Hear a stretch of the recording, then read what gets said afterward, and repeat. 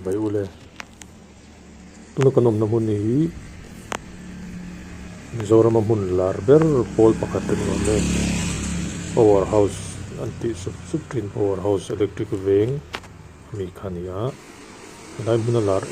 chan pakat chu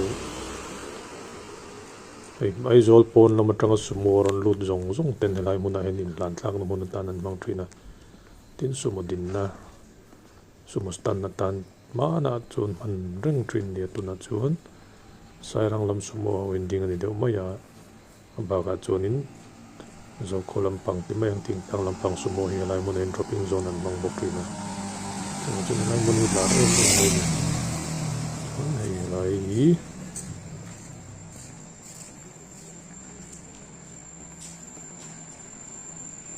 lai mun a hin kan no pan lai chuan tui kong deuh na ki om trina electric call hi ri bok trina lai pe hi Powerhouse pe kan hi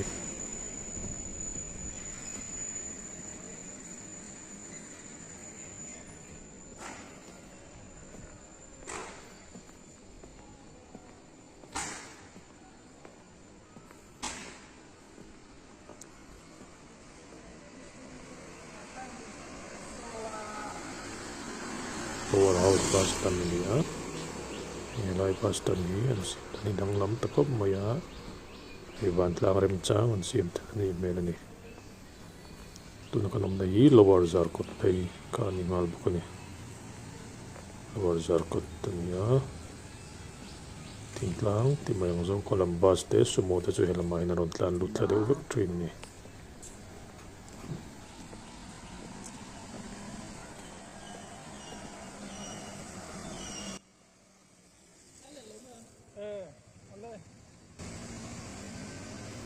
chuan hei hi Powerhouse pen taka khan tuna hin zarkot lampang kan clear pe le lok ngai ai phei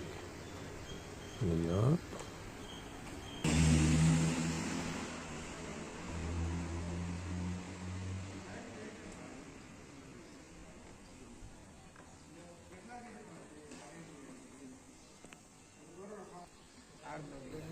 chuan tuna chuan Powerhouse lama kan lo peng thale don ta ni lai Powerhouse peng lu thlak na kan nia P&E department office chuk thlak na kan ni lai Aizawl mun poi mo tak mai pakhat ania Mizoram mun lar tak pakhat ani bawk ani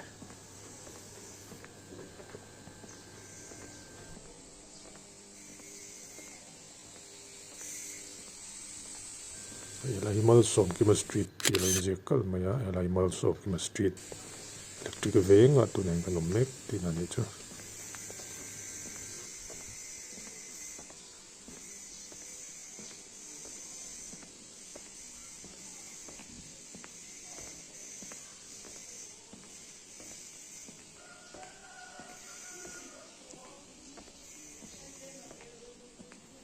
kati zong kha electric Veng Powerhouse le abul vel bor kan anti lan te da chu ni e kan video te lo thir sak bain kan lom hle ni kan channel hi lo subscribe sak ve ula la subscribe lo te kan chuna theyang angin min lo share dar sak ve don nia kan lom e